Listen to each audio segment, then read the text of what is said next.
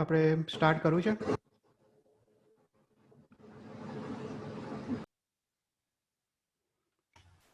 Yes, Shefilbhai. Okay, તો start કરते हैं. हाँ કરી લઈએ આપણે. હા, ઓકે, સારું.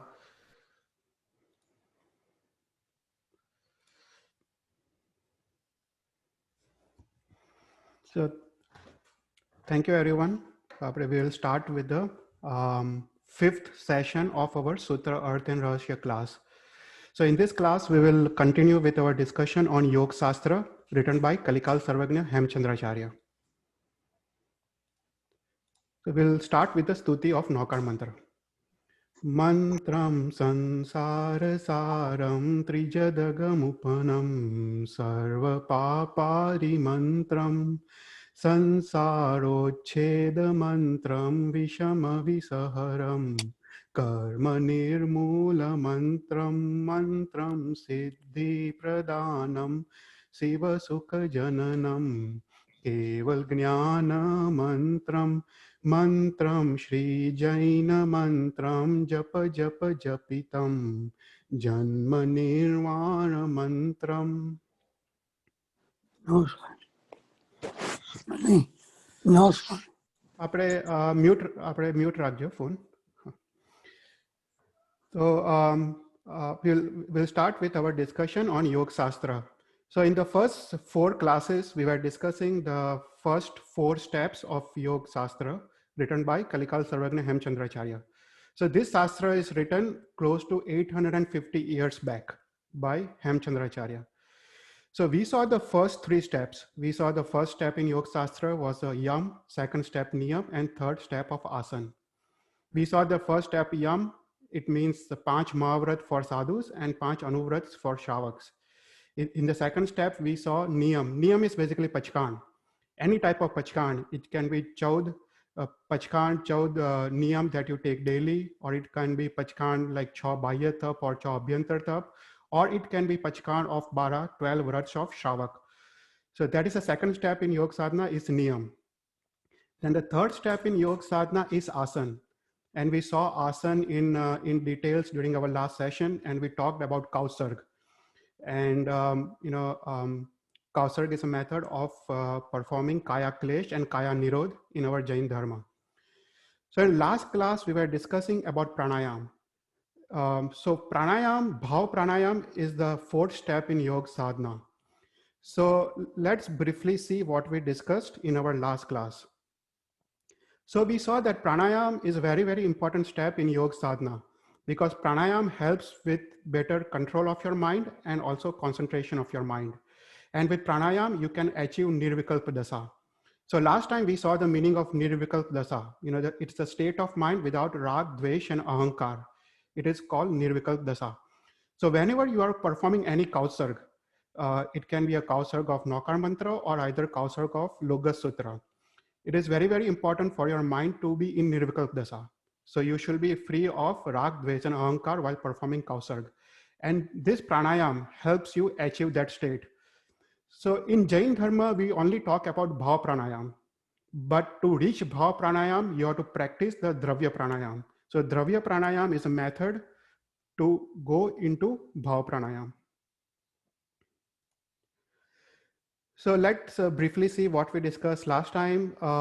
We saw that we have got 3 types of nadi. These are Ida nadi, Pingla nadi, and Susumna nadi. So we saw that in Yoga Shastra, it is written that whenever you are in Rag Dasha, the Pran Vayu is flowing through the Ida nadi. That's the left side of the spinal cord. When you are in Dvesh Dasha, the Pran Vayu flows through the right side of spinal cord, and it's known as Pingla nadi. And Susumna Nadi is usually inactive for us. And Susumna Nadi is where the Pranvayu is flowing from Muladhara Chakra through the Sahasrara Chakra straight up. So that is the Susumna Nadi. And Susumna Nadi is only possible when you are in Vairagya, a condition without Rak or Dvesh. So the main purpose of Yoga Sadhana is to activate the Susumna Nadi. And the only way you can activate the Susumna Nadi is to achieve Nirvikalpa Dasa.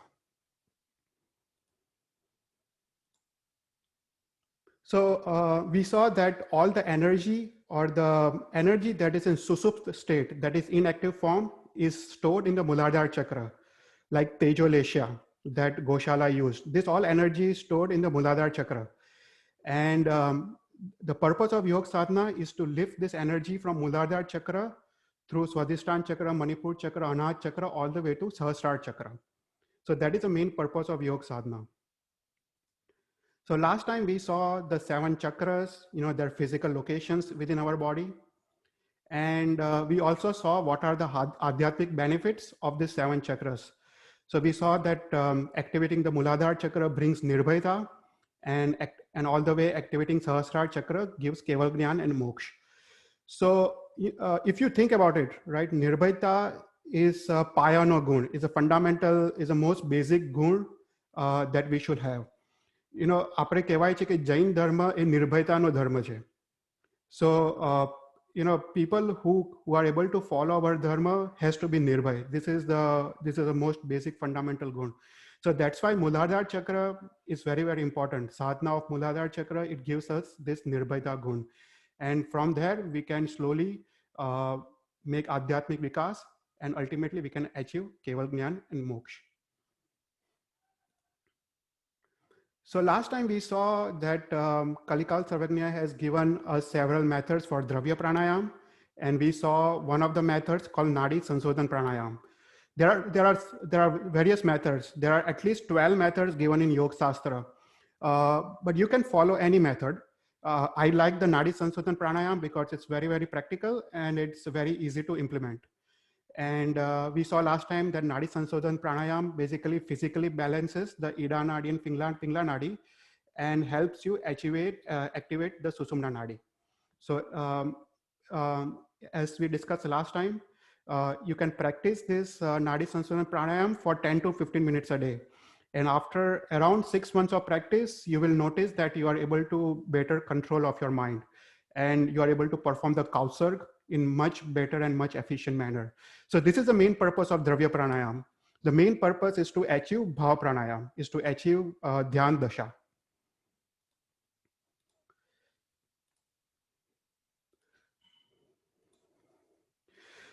Oh.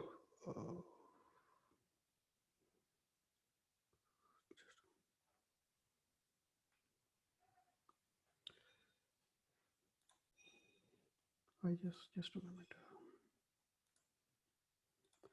Okay. So in our last class, we were looking at the Shastra called Pravachan Sarodwar. The first prakran is Pratikaman Dwar Sutra. So in this Shastra, we saw last time that the duration of Kausarg is based on number of breathing cycles.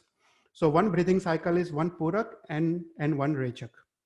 And we saw that most common duration of Kausarg is 25 breathing cycles. So if you do Kausarg of Logas Sutra from Logasa Ujogre to Chandesu Nimalayara, there are 25 pads and there are 25 sampadas. And each sampada is 1 breathing cycle. So last time we were discussing this and we saw how to perform the Kausarg of Naukar Mantra and Kausarg of Logas Sutra.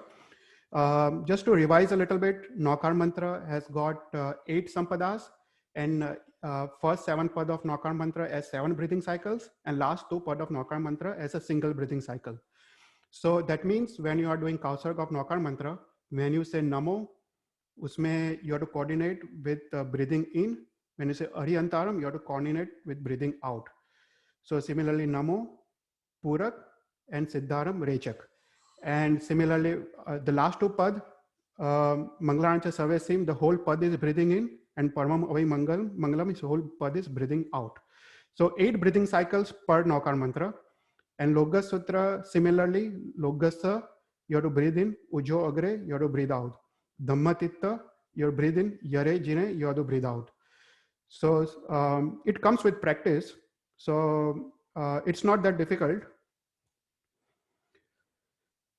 Then we saw the Pratikaman, right? We saw why there are different Kausargs in Pratikaman.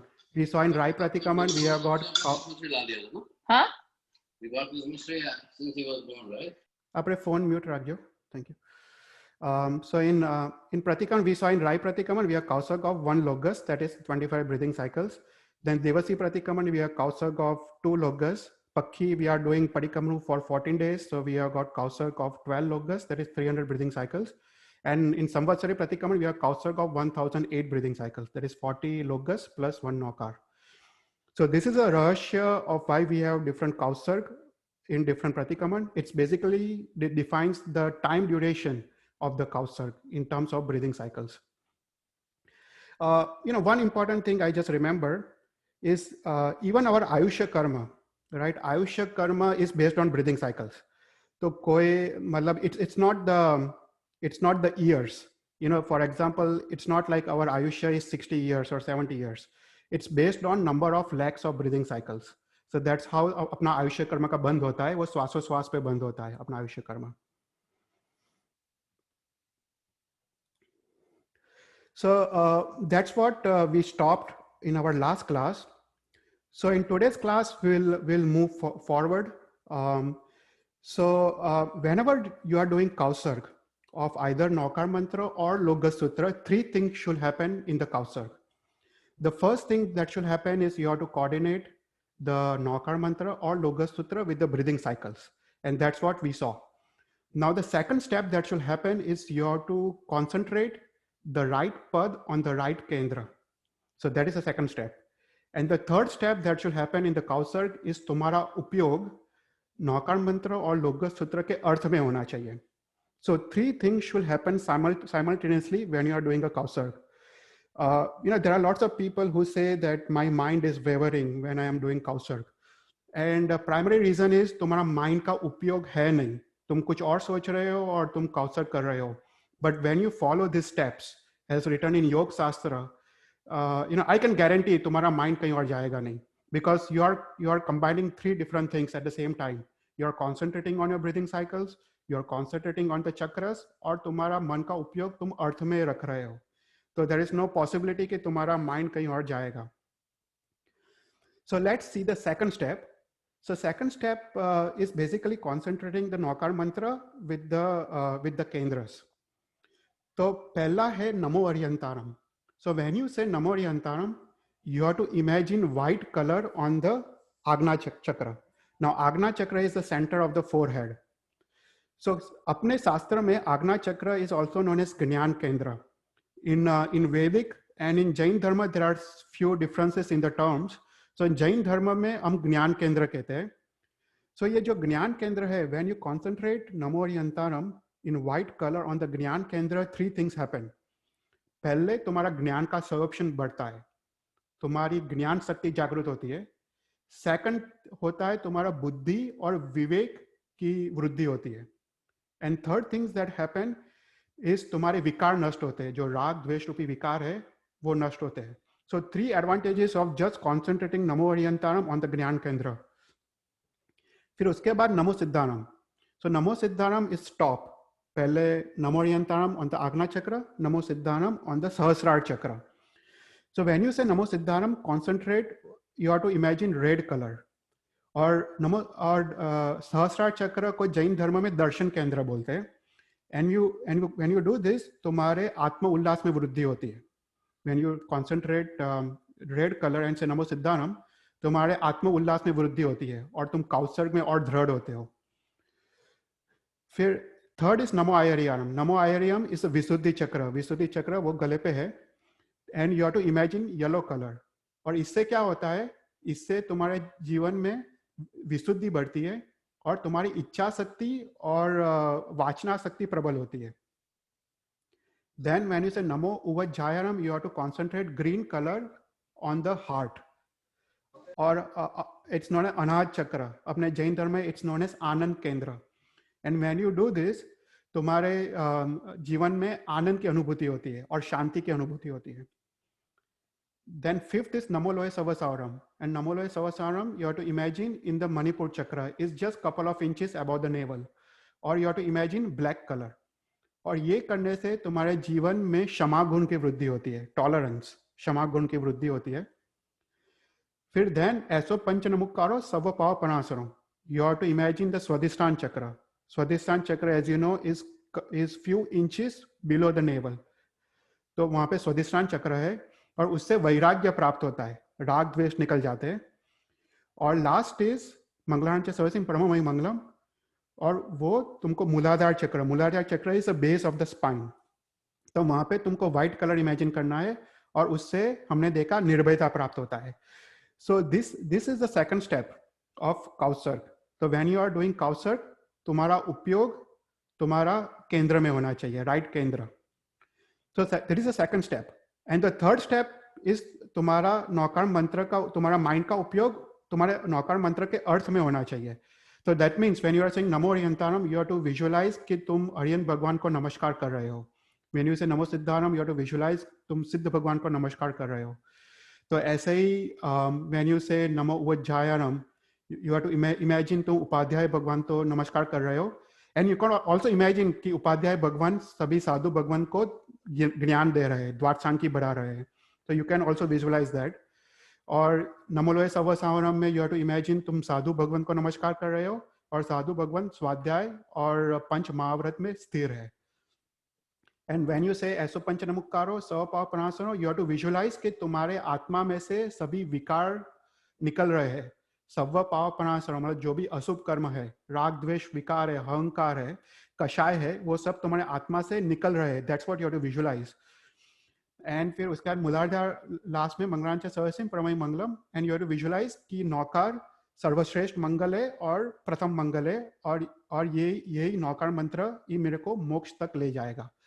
सो ये तीन चीज you have to do when you are doing काउसर्ग of the नौकार मंत्र। Anyone, any questions?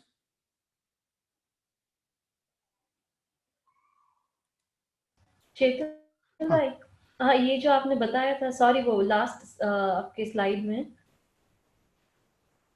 इसके पहले वाले, हाँ ये जो विशुद्धि केंद्र है नमो आयर्याणम, इसको इस आई मीन यहाँ कॉन्सेंट्रेशन करने से क्या होता है? तीन चीज होती है।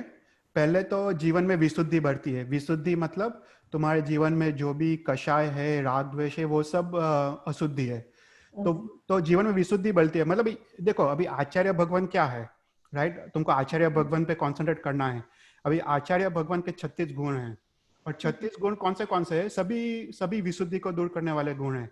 5 समिति, 3 गुप्ति, 9 ब्रह्मचर्य का वर्ड, 5 महाव्रत, पंचाचार का पालन, तो वो सब विशुद्धि है। तो तुम वो कॉन्सेंट्रेट करने से क्या होता है, तुम्हारे जीवन में आचार धर्म की वृद्धि होती है। जो हमारा आचार मार्ग है, तो चारित्र मार्ग है। आचार मार्ग मतलब चारित्र मार्ग, तो चारित्र मार्ग की वृद्धि होती है ये करने से। और ऐसे करते हुए जीवन में विशुद्धि बढ़ती है। वो फर्स्ट बेनिफिट है। पर सेकंड बेनिफिट क्या है कि तुम्हारी इच्छा शक्ति और वाचना शक्ति प्रबल होती है। मतलब वाचना शक्ति प्रबल होने से क्या होता है कि तुम जो बोलते हो वो सफल होता है, वो सिद्धि मिलती है। अपने कितने महाराज साहब है, वो एक बार बोलते हैं तो वो मतलब सिद्ध हो जाता है। तो ये सब शक्तियां अपने अंदर रही हुई होती है, और ये सब करने से ये शक्ति जागृत होती है।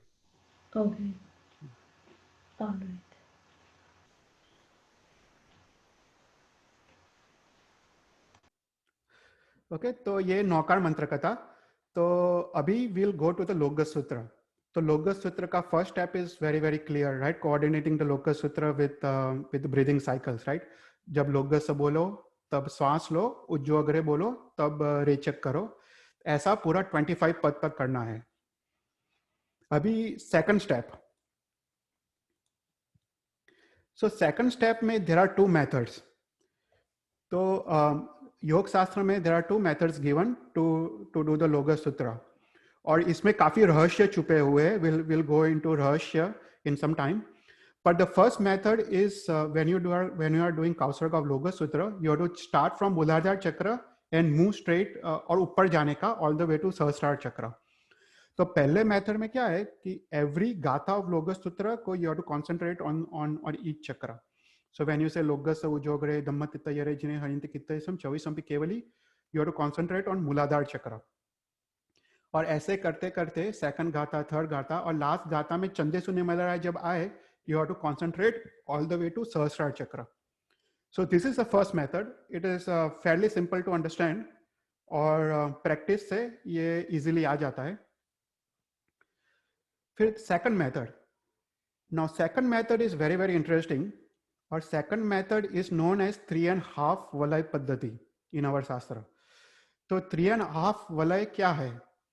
तो इसमें ऐसा है कि इंस्टेड ऑफ कॉन्सेंट्रेटिंग द गाथा, लोगस में जब 24 तीर्थंकर के नाम आते हैं तो वो 24 तीर्थंकर के नाम तुमको चक्र पे कॉन्सेंट्रेट करना है. तो पहले में व्हेन यू स्टार्ट फ्रॉम उसभ, तो यू कॉन्सेंट्रेट ऑन मूलाधार चक्र. देन व्हेन यू से मजियम, अजितनाथ भगवान, यू टू कॉन्सेंट्रेट ऑन स्वादिष्ठान चक्र. व्हेन यू से संभव, यू कॉन्सेंट्रेट ऑन मणिपुर चक्र. तो ऐसे करते करते सुपासम तक जाने का तो पहला वलय कंप्लीट होता है. फिर सेकंड वलय से वापस you to start from Muladhara chakra and you start from Chandraprabhu Swami and go to Anantnath Bhagwan. And third वलय में ऐसे ही धर्मनाथ भगवान मूलाधार चक्र से लेके नमीनाथ भगवान. एंड फोर्थ वलय में वो हाफ वलय है, इसलिए उसको 3.5 वलय पद्धति बोलते हैं. And you have to end at Mahavir Swami Bhagwan. तो ये मेथड में काफी रहस्य छुपे हुए हैं. पहला रहस्य ऐसा है कि लेट मी गो बैक.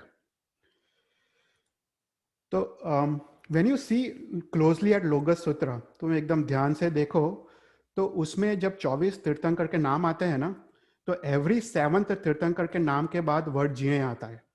सो सुपासम जिनम, फिर अनंत जिनम, और लास्ट में अनंत जिनम, और फिर नमी जिनम. सो आफ्टर एवरी 7th तीर्थंकर भगवान का नाम में वर्ड जिना आता है. तो ये सूत्र गणधर भगवान ने रचे हैं और काफी रहस्य छुपे हुए.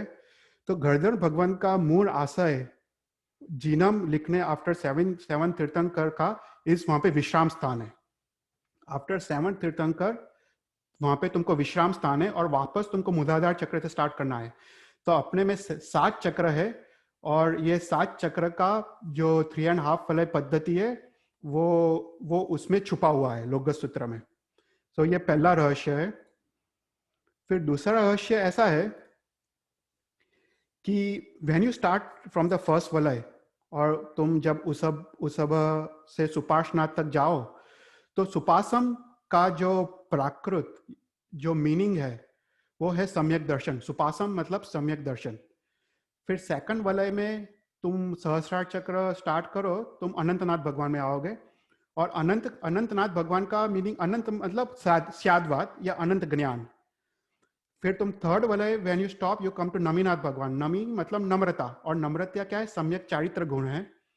और लास्ट वलय में you stop at Vardhaman Swami and Vardhaman is तपोगुण.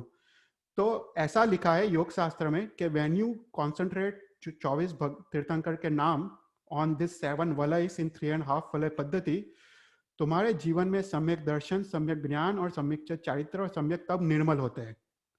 तुम्हारे जीवन में ये चारों की वृद्धि होती है. सो दैट इज द सेकंड रहस्य जो लोगस सूत्र में छुपा हुआ है. किसी को एनी क्वेश्चंस ऑन दिस?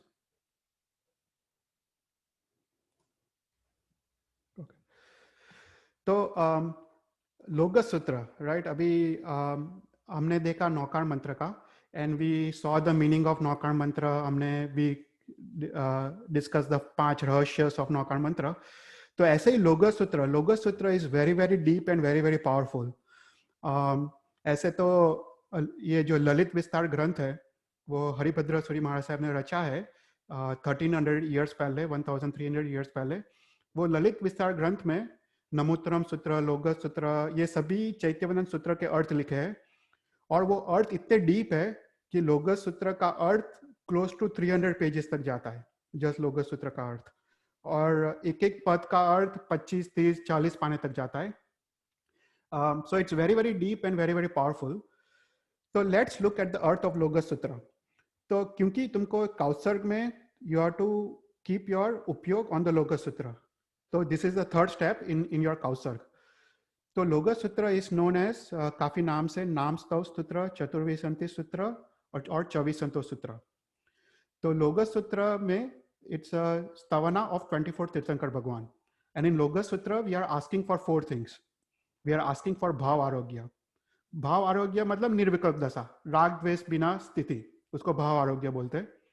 फिर second thing we are asking is समाधि मरण. Third thing, we are asking for samyaktva, bodhi.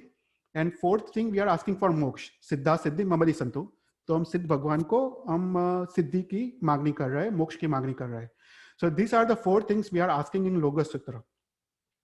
तो लोगस सूत्र कहा जाता है, it's considered as most powerful सूत्र इन अवर जैन धर्म. तो इसलिए हमको काउसर्ग लोगस सूत्र का है. अगर only if you do not know लोगस सूत्र देन ओनली यू डू काउसर्ग ऑफ नौकार मंत्र. पर हमको काउसर्ग हमको आता हो तो लोगस सूत्र का ही करना है. तो we will see the meaning of लोगस सूत्र. तो हरियन भगवान के 12 गुण है. I think you might all know all the 12 गुण्स.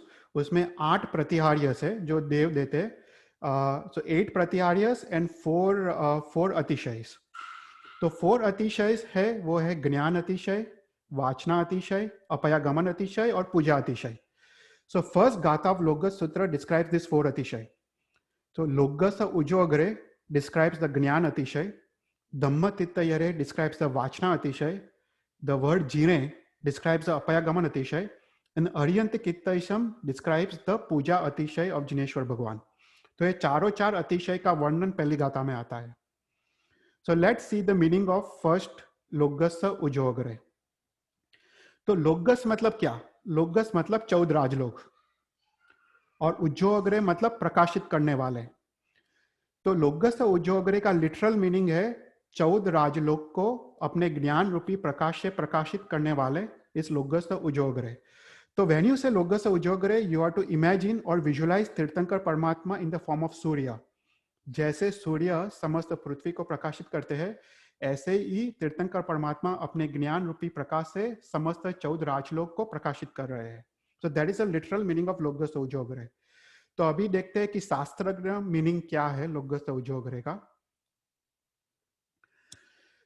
तो लोगस उजोगरे में 2 वर्ड है, लोगस एंड उजोगरे. तो लोगस का अर्थ है लोक. तो लोक का अर्थ क्या है? तो उत्तरायण सूत्र के 28वें अध्यायन में उसका अर्थ दिया है भगवान महावीर ने. तो उसमें लिखा है सद द्रव्यात्मक 14 राजलोक को लोक कहते हैं. तो सद द्रव्यात्मक जिसमें 6 द्रव्य है, जीव द्रव्य, अजीव द्रव्य मतलब पुद्गल, धर्म, धर्मास्तिका, अधर्मास्तिका, आकाश एंड काल द्रव्य. तो सद द्रव्यात्मक 14 राजलोक को उसको लोक कहते हैं. So that is the meaning of Logassa. फिर दूसरा है उज्जोअग्रे. तो उज्जोअग्रे का 2 मीनिंग है. देयर इज अ द्रव्य उद्योत एंड भाव उद्योत. तो द्रव्य उद्योत क्या है? तो व्हेनेवर देयर आर 5 कल्याणक्स ऑफ तीर्थंकर परमात्मा. So you all know the 5 कल्याणक, राइट? 54 कल्याणक से लेके मोक्ष निर्वाण कल्याणक तक. देयर इज अ द्रव्य प्रकाश इन समस्त 14 राजलोक. This is a physical Prakash that actually happens in the समस्त 14 राजलोक. तो बोलते हैं कि ये जो प्रकाश है वो कैसा होता है. तो इसका डिस्क्रिप्शन शास्त्र में आता है कि पहले नरक में यह प्रकाश शरद ऋतु के सूर्य की तरह होता है जिसमें कोई क्लाउड्स नहीं है, एकदम ब्राइट. सेकंड नरक में it's like Sharad Ritu Surya with clouds. फिर थर्ड नरक में इस शरद ऋतु चंद्र विदाउट क्लाउड्स. और फोर्थ नरक में इस like Sharad Ritu Chandra with clouds, तो क्लाउडी नाइट को. फिफ्थ नरक में it's like a Prakash of the ग्रह, जैसे प्लैनेट्स जैसे ब्राइट होते हैं ना, मार्स और वो सब, ऐसा प्रकाश होता है. और सिक्स्थ नरक में वो नक्षत्र जैसा प्रकाश होता है. और 7th नरक में स्टार्स जैसा प्रकाश होता है. तो दिस इज एक्चुअली फिजिकल प्रकाश दैट हैपेंस ड्यूरिंग द 5 कल्याणक्स ऑफ तीर्थंकर परमात्मा. तो दैट इज कॉल्ड द्रव्य उद्योत. और शास्त्र में दूसरा डेफिनेशन भी दिया है द्रव्य उद्योत का, वो है धर्मचक्र. Dharmachakra is one of the अतिशयस ऑफ अरियन परमात्मा. जब अरियन परमात्मा जब भी विहार करते हैं तब मार्ग में आगे आकाश में धर्मचक्र होता है और वो मार्ग को प्रकाशित करता है. सो दैट इज द द्रव्य उद्योत. तो अपने शास्त्र में 2 डेफिनेशंस है. फिर दूसरा मीनिंग उज्जोग्रे का है भाव उद्योत. तो भाव उद्योत मतलब ज्ञान अतिशय, केवल ज्ञान रूपी प्रकाश. तो अरियन परमात्मा जगत के 14 राजलोक के समस्त द्रव्य के समस्त कार के समस्त पर्याय प्रति समय ज्ञान होता है. तो वो ज्ञान अतिशय है. और उसमें तुमको इमेजिन करना है कि भगवान इज गिविंग त्रिपदी टू गंधर्व भगवंस, उपनयवा, विघ्नेवा, दुहेवा. और you all know the meaning. जगत के समस्त पदार्थ पर्याय रूप में उत्पन्न होते हैं, पर्याय रूप में नाश होते हैं, और मूलभूत द्रव्य रूप में ध्रुव है या स्थिर है, right? This is a literal meaning. तो व्हेन यू से लोगस उजोगरे, this is what you have to imagine. You have to imagine कि भगवान सूर्य के रूप में है, और भगवान समस्त 14 राजलोक को द्रव्य प्रकाश कर रहे हैं, और भगवान त्रिपदी गंधर्व भगवान को दे रहे हैं, और गंधर्व भगवान वो त्रिपदी से द्वादशांगी की रचना कर रहे हैं. So this is all you have to visualise when you say लोगस उजोगरे. Any questions?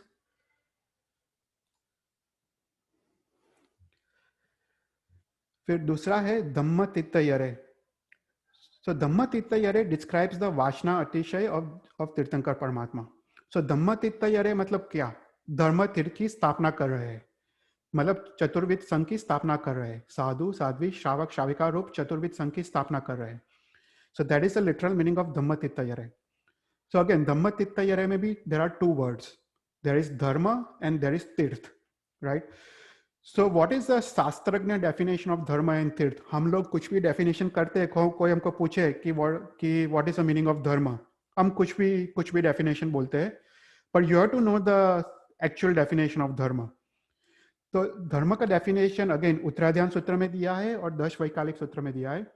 तो उत्तराध्यान सूत्र में भगवान महावीर ने धर्म का definition दिया है. धर्म is one that lifts the जीव from दुर्गति to a शुद्ध स्थान. जो मोक्ष तक ले जाता है वो धर्म. कोई भी जीव को दुर्गति से मोक्ष तक ले जाने वाला हो उसको धर्म कहते हैं. That is a literal definition of धर्म. फिर दूसरा डेफिनेशन ऑफ धर्म वो 10 वैकल्पिक सूत्र में सुधर्मा स्वामी ने दिया है. और सुधर्मा स्वामी ने 10 वैकल्पिक सूत्र में बोला है कि अहिंसा, संयम एंड तप रूप धर्म. तो बोला है कि जो भी जीवन में ये चीज का पालन करता हो, जो जीवन में अहिंसा का पालन करता हो, जीवन में संयम मतलब अगेन राग, द्वेष और अहंकार के बिना, मतलब निर्विकल्प दशा, और तप मतलब उसमें दोनों आ जाता है, बाह्य तप एंड अभ्यंतर तप. तो ये तीन चीज का जो पालन करता है उसको धर्म कहते हैं. So that is a simple definition given in our first Agam 10 वैकल्पिक सूत्र. और फिर सेकंड वर्ड है तीर्थ, राइट? तीर्थ मतलब क्या? तो तीर्थ का भी दो डेफिनेशन है, उसमें जंगम तीर्थ है और स्थावर तीर्थ है, और द्रव्य तीर्थ एंड भाव तीर्थ, ऐसा भी डेफिनेशन है. पर जंगम तीर्थ मतलब क्या? जंगम तीर्थ मतलब जो मोबाइल तीर्थ, जो हिलने वाला तीर्थ. तो साधु और साध्वी भगवान को जंगम तीर्थ बोलते हैं. तो अपने शास्त्र में साधु और साध्वी को भी तीर्थ की उपमा दी है.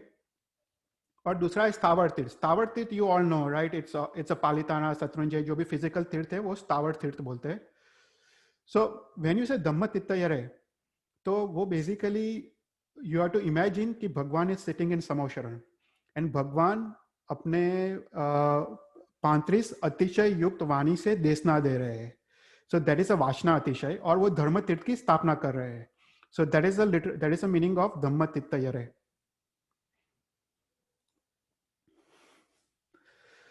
तो व्हाट इज द वासना अतिशय?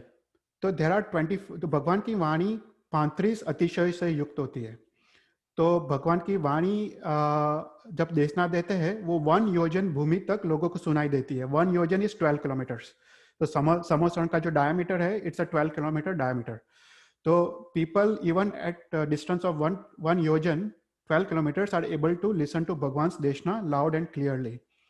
So what are the 35 Atishayas of Bhagwan's Vani?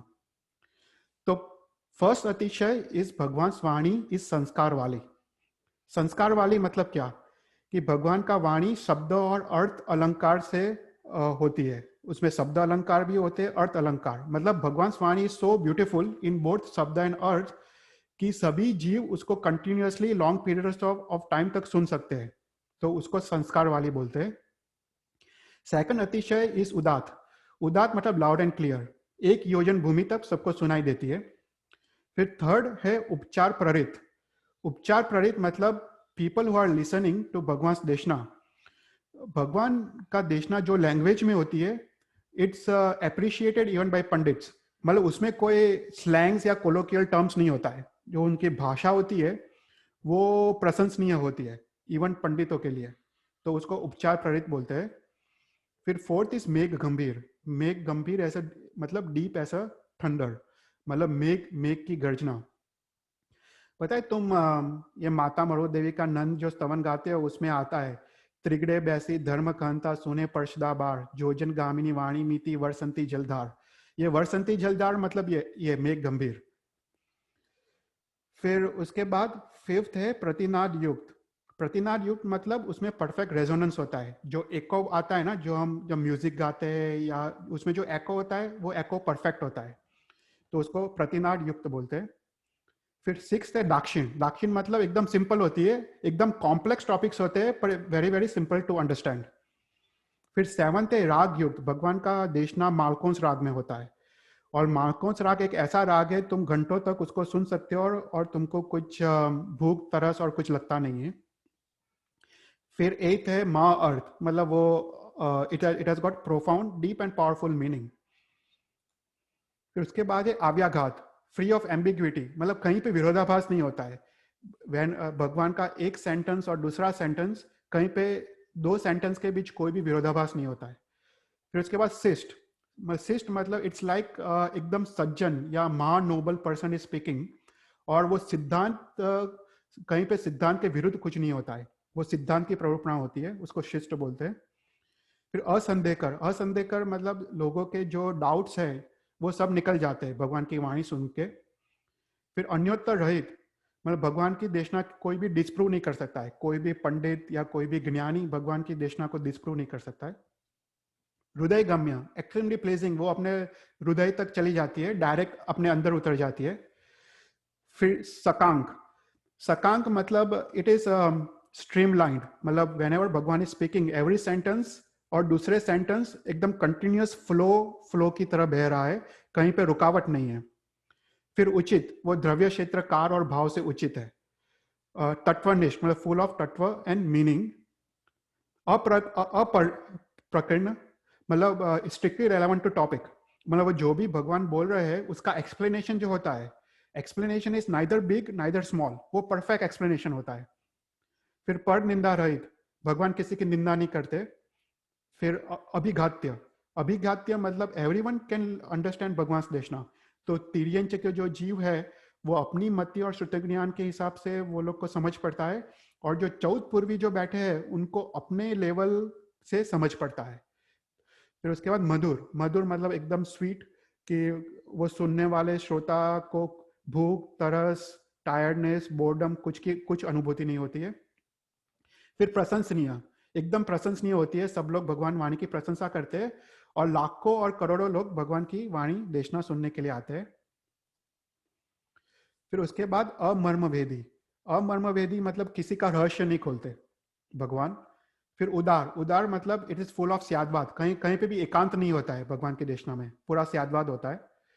फिर धर्मार्थ, भगवान का देशना इज स्ट्रिक्टली रिलेटेड टू धर्म रिलेटेड टॉपिक्स।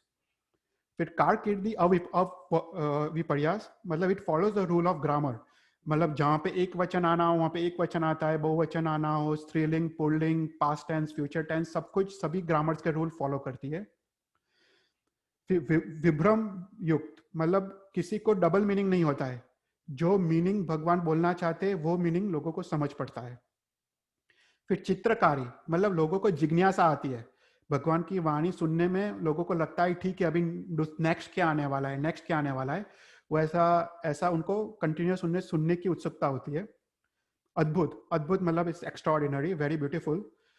फिर अनीति विलंब, मतलब कहीं पे भी पॉजेस नहीं होते भगवान की वाणी, इट्स फ्लोइंग, कहीं पे भी छोटे भी पॉजेस नहीं होते। फिर उसके बाद है अनेक जाति विचित्र, मतलब उसमें काफी इंटरप्रिटेशंस होते हैं, मतलब हमको कोई क्वेश्चन आया, हम लोग हमारे क्वेश्चन का आंसर हम लोग जो सेंटेंस से ले पाएगा वही सेंटेंस से कोई चौथ पूर्वी को कोई डाउट है उसमें उसका आंसर होगा, मतलब एक ही सेंटेंस में सभी को अपने डाउट्स क्लियर हो जाते हैं अपनी अपनी इंटरप्रिटेशंस के हिसाब से। फिर उसके बाद आरोपित विशेषता, मतलब every sentence that Bhagwan speaks is more and more wishes than previous sentence, मतलब उसमें ज्यादा मीनिंग होता है previous sentence से। फिर उसके बाद सत्व प्रधान, मतलब पराक्रम वाली होती है। फिर विभक्त, मतलब एवरी अक्षर इज वेरी वेरी क्लियर, विभक्त। और उसके बाद है अविच्छिन्न मतलब इस तर्कबद्ध होती है, इट्स एक्सट्रीमली लॉजिकल, एकदम तर्कबद्ध। और अखेद, अखेद मतलब किसी को खेद नहीं होता है भगवान की वाणी सुनने से। सो ये है 35 अतिशय जो भगवान की वाणी में है। सो तुम जब धम्म तित्त यरे बोल रहे हो तो जो वाचना अतिशय है, तो वाचना अतिशय ये 35 अतिशय से। तो जब कौशक कर रहे हो तो you have to think of all this अतिशयस। अभी तुम 35 के 35 तो सोच नहीं पाओगे, पर at least you can think of few अतिशयस। यू कैन थिंक कि भगवान, मैं क्या सोचता हूँ, आई थिंक कि भगवान की वाणी मेघ गंभीर है और वो मालकोंस राग में बह रही है। You can think something. इसमें 35 में से यू कैन सिलेक्ट फ्यू अतिशयस और वो तुम सोच सकते हो व्हेन यू से धम्म तित्त यरे। Any questions?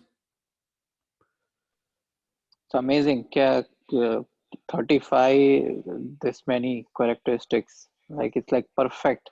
हाँ है तो। ओके तो फिर हाँ बोलो। सिर्फ धम्म तित्त यरे में उसकी 35 मीनिंग है? नहीं, वो वासना अतिशय। धम्म तित्त यरे का मीनिंग तो एक ही है कि वो धर्म तीर्थ की स्थापना कर रहे हैं, पर वो उसका गंभीर और उसका रहस्य क्या है कि धर्म तीर्थ की स्थापना कैसे करते हैं, देशना से, राइट? तो यह देशना देते हैं और उसी से धर्म तीर्थ की स्थापना होती है। तो इसमें धम्म तित्त यरे इज बेसिकली वाचना अतिशय भगवान का, और हम वो वाचना अतिशय को सुन रहे, हम सोच रहे हैं व्हेन यू आर सेइंग धम्म तित्त यरे। वाओ।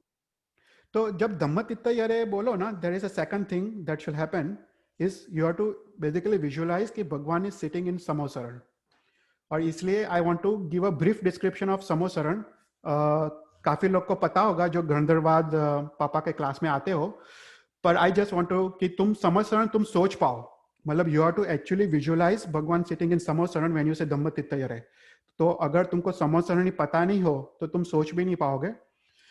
तो आई जस्ट ब्रीफली डिस्क्राइब कि समोसरण क्या है।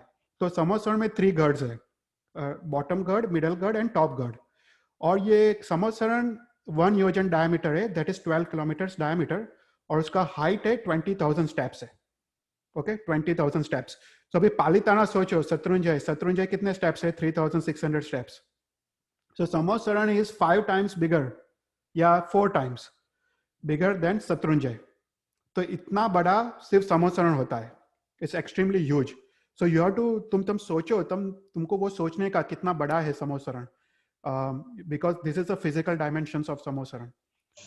It's almost like a biggest stadium. Stadium से भी बड़ा। Yeah. या बहुत बड़ा, बहुत। जैसे समित शिखर पर्वत है ना, समित शिखर आई थिंक 20,000 स्टेप्स या कुछ है, पर या तो समित शिखर जितना सिर्फ समोसरण है, और वो 12 किलोमीटर्स डायमीटर है उसका। So there are from the ground up to the first गर्ड देयर आर 10,000 स्टेप्स। फिर फर्स्ट गर्ड से मिडल गर्ड देयर आर अनदर 5,000 स्टेप्स, और मिडल गर्ड से टॉप गर्ड देयर आर अनदर 5,000 स्टेप्स। तो ऐसे जाके 20,000 स्टेप्स है। तो अभी जो फर्स्ट गर्ड है, तो फर्स्ट गर्ड में क्या होता है, all the vehicles are parked, वो सिर्फ पार्किंग प्लेस है। तो उसमें देव देवी, फिर राजा महाराजा और इवन जनरल पब्लिक, तो उसके व्हीकल्स का parking spot is the first गर्ड। फिर सेकंड गर्ड है, उसमें ऑल तिर्यन के जीव है। सो सभी तिर्यन के जीव सेकंड गर्ड में बैठ के देशना सुन रहे हैं।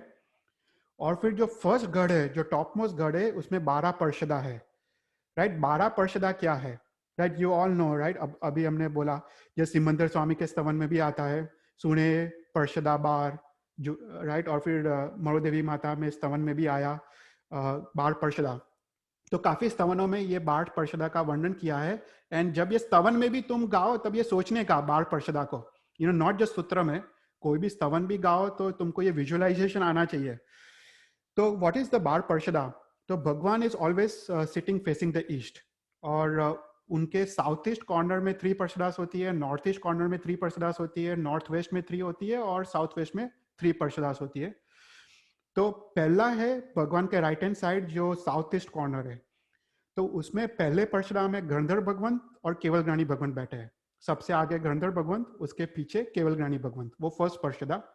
सेकंड पार्षदा में साधु और साध्वी भगवंत, और थर्ड पर्षदा में वैमानिक देविया। तो पहले में घरधर केवल ज्ञानी, सेकंड में साधु साध्वीस एंड थर्ड में वैमानिक देवी। फिर जो नॉर्थ ईस्ट कॉर्नर है उसमें अगेन 3 पर्षदा है।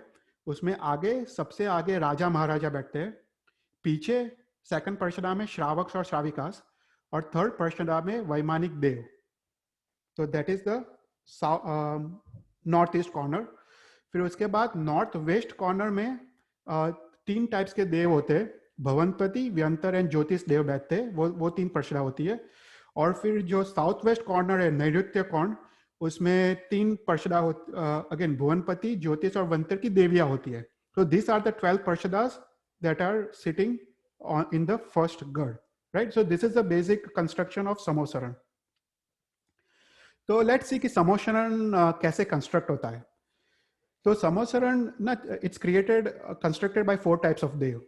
तो इट्स कंस्ट्रक्टेड इन 1 योजन भूमि, दैट इज 12 किलोमीटर्स। तो उसमें क्या होता है कि पहले वायु देवता आते हैं and it clears the complete bhoomi, तो भूमि को पूरा साफ कर देते हैं वायु देवता। फिर उसके बाद मेघ देवता आते हैं और वो सुगंधी बारिश करते हैं, तो एकदम चारों तरफ सुगंध फैल जाती है पूरे 1 योजन भूमि में। फिर ऋतु कुमार देवता आके वो फूलों की वर्षा करते हैं। ना भी ये सोचने का, ये फूलों की वर्षा में ना ये फूलों को थोड़ा भी पीड़ा नहीं होती है, भगवान के अतिशय ही है। तो जैसे अपयागमन अतिशय की बात करेंगे, ये भगवान के अतिशय के फूलों को थोड़ा भी दुख की अनुभूति नहीं होती है, पर ऊपर से उनको सुख की अनुभूति होती है। तो ऋतु कुमार देवता 5 टाइप के फूलों की वर्षा करते हैं। फिर उसके बाद व्यंतर देवता आके बॉटम का बेस बनाते हैं। पूरे 1 योजन भूमि में वो सुवर्ण का बेस होता है, गोल्ड का बेस, वो व्यंतर देवता आके वो पूरा बेस बनाते हैं और पूरा उस पे समोसरण कंस्ट्रक्शन होता है। जो फर्स्ट गढ़ है इट्स क्रिएटेड बाय भुवनपति देवता। तो ये गढ़ is made up of silver and with borders of gold, मतलब पूरा चांदी का होता है और उसमें सोने की बॉर्डर्स होती है। और हमने बोला कि there are 10,000 steps from the ground floor to this floor, और यहाँ पे all the vehicles are parked. और यहाँ पे there are 10,000 steps in 4 directions, मतलब टोटल 40,000 स्टेप्स है। सो 10,000 10,000 और चारों दिशा में 10,000 स्टेप्स है। एंड देयर आर 4 द्वार्स। So you have to imagine 4 द्वार है और हर एक द्वार पे 2 द्वारपाल खड़े हैं। सो टोटल देयर आर 8 द्वारपाल्स, 4 द्वार्स एंड 40,000 स्टेप्स। और ये गढ़ में व्हीकल्स को पार्किंग किया है। फिर सेकंड गढ़ जो है वो ज्योतिष देवता क्रिएट करते हैं and it's made up of gold, और उसमें जो बॉर्डर्स या जो डेकोरेशंस होता है वो रत्न का होता है। And again there are 5,000 steps from the first garh to middle garh. और इसमें जो द्वारपाल होते हैं वो देवीस होती है। तो पहले नीचे के गढ़ में वो नॉर्मल मनुष्य होते हैं, बीच वाले गढ़ में देवीस एक्ट ऐसे द्वारपाल, और उसमें इसमें सभी तिर्यंच के जीव आके भगवान की देशना सुनते हैं। फिर उसके बाद जो टॉप मोस्ट गढ़ है वो वैमानिक देवता क्रिएट करते हैं और वो रत्न का होता है and with the decorations of gold. And there are again 5,000 steps from the middle garh to the top garh. और इसमें भी 4 द्वार होते हैं और इसमें देवतास होते हैं द्वारपाल की तरह। सो देयर आर 8 देवतास एट द 4 द्वार्स। तो इसमें जब भगवान समोसरण में एंटर होते हैं वो पूर्व दिशा से एंटर होते हैं, और आफ्टर एंटरिंग वो अशोक वृक्ष का 3 प्रदक्षिणा देते हैं और वो नमो तित्तस्य बोलते हैं, मतलब वो तीर्थ को नमस्कार करते हैं, मतलब चतुर्विध संघ को नमस्कार करते हैं। मतलब this is something that you have to think about कि भगवान भी संघ को नमस्कार कर रहे हैं। मतलब संघ इतना महान है कि संघ से ही तीर्थंकर उत्पन्न होते हैं। संघ नहीं हो तो कोई सिद्ध भी नहीं हो पाएगा, कोई मोक्ष भी नहीं जा पाएगा। सो इसलिए भगवान नमो तित्तस्य बोलते हैं और फिर पूर्व दिशा में बैठते हैं। और उसके बाद 3 दिशा में जो वैमानिक देवता है वो भगवान का रूप लेके 3 दिशा में लुक अलाइक्स, वो एग्जैक्ट सेम भगवान जैसे दिखते हैं और 3 दिशा में बैठ जाते हैं। और बैठने के बाद 64 इंद्रस भगवान की पूजा करते हैं, 64 इंद्र। ये सौधर्म इंद्र के इंद्र होते हैं, पहले देवलोक के सौधर्म इंद्र। तो उसमें 64 इंद्रस होते हैं, वो भगवान की पूजा करते हैं। और उसके बाद भगवान की देशना शुरू होती है। तो भगवान पहले गढ़ में सिंहासन पर बैठते हैं और सिंहासन वो रत्न का बना होता है और दोनों साइड चामर होते हैं और भगवान अशोक वृक्ष के नीचे बैठते हैं। अभी अशोक वृक्ष एक वृक्ष है जिसका height 12 times the height of तीर्थंकर भगवान होता है, और उसका जो विस्तार होता है, स्प्रेड, वो 1 योजन भूमि तक होता है. मतलब अशोक वृक्ष spread out till 12 kilometres, and उसका हाइट 12 टाइम्स तीर्थंकर भगवान के हाइट में होता है. और ये अशोक वृक्ष का ये प्रॉपर्टी है कि सभी के शोक को दूर कर देता है, इसलिए उसको अशोक वृक्ष बोलते हैं. तो इसलिए सूर, असुर और तिर्यंच के सभी प्राणियां वो अशोक वृक्ष के नीचे बैठ के वो भगवान की देशना सुन पाते हैं विदाउट एनी वैर भाव. सभी वैर भाव सभी चले जाते हैं. वो ये अशोक वृक्ष का प्रॉपर्टी है. So this is the whole structure of Samosaran. So this is all you have to visualise. और तुम प्रैक्टिस करोगे ना, ये तुमको पूरा चित्र तुमको तुरंत आ जाएगा. मतलब तुमको लेस देन अ सेकंड में पूरा तुमको चित्र तुमको दिख जाएगा. पर this is what you have to visualise when you say धम्म तीर्थयरे. कोई क्वेश्चंस? तो ये समोसरण की who creates this समोसरण? ये देवता ना, 4 टाइप के देवता. Okay, the whole समोसरण is created by Dev. Yeah. Okay. या पूरा पूरा देव. building. I mean, Yeah. it's built by them. या और पूरा अंतर्मुहूर्त के अंदर हो जाता है पूरा समोसरण. मतलब देव के वैक्रिय लब्धि होती है ना, वो ना वैक्रिय लब्धि से ये पूरा समोसरण वैक्रिय पुद्गल से बना होता है. वैक्रिय और औदारिक, थोड़े औदारिक पुद्गल भी होते हैं, पर मोस्टली वैक्रिय. तो अपने वैक्रिय लब्धि से ये पूरा समोसरण 48 मिनट्स के अंदर बना देते हैं. और कभी कभी ऐसा भी होता है कि इट्स नॉट कि ये 4 टाइप्स के देवता ही बनाते हैं. कभी कभी थोड़े देवता होते भी नहीं है.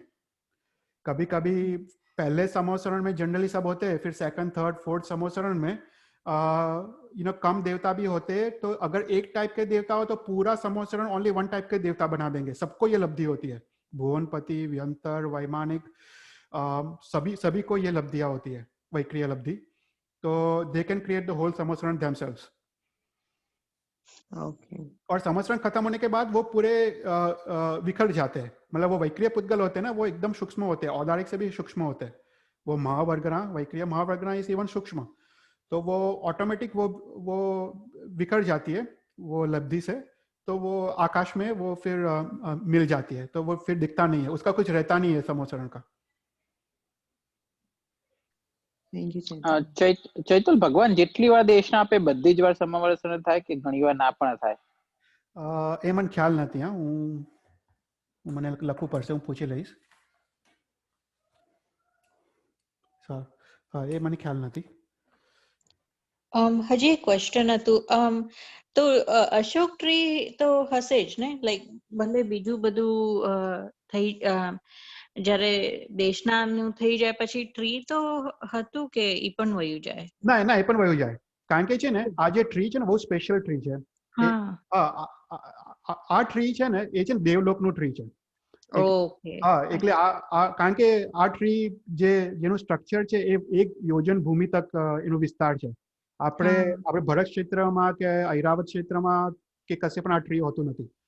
એટલે આ ટ્રી અમુક જગ્યાએ દેવલોકમાં અને અમુક જગ્યા હોય છે. અને ત્યાંથી એ લોકો લાવતા હોય છે અશોક. અચ્છા, ઓકે. જે કલ્પવૃક્ષ હોય છે ને, કલ્પવૃક્ષ તો આપણે ભરત ક્ષેત્રમાં બીજા અને ત્રીજા આરામાં હોય છે. પણ કલ્પવૃક્ષનું જેવી રીતે શક્તિઓ હોય છે એવી રીતે અશોક વૃક્ષની પણ શક્તિઓ હોય છે અને બધાના શોક દૂર કરી દે છે એ અશોક વૃક્ષ. ઓકે. આપણે જે અત્યારે પણ આવા પ્રસંગો બનતા હોય છે, અત્યારે પણ એવા ઝાડો ને ઇન્ડિયામાં એવા હોય છે કે ઝાડની નીચે તમે બેઠો તો તમારા ઘણા શોક ને ઓછું દૂર થઈ જતું હોય. અત્યારે પણ એવા ઝાડો છે. રાઈટ. ઓકે. પણ ચેતન, જે તમે ટ્રી કહો છો એ તો ભગવાનના સાથે સાથે જ હોય ને? હા, ભગવાનના સાથે સાથે જ હોય.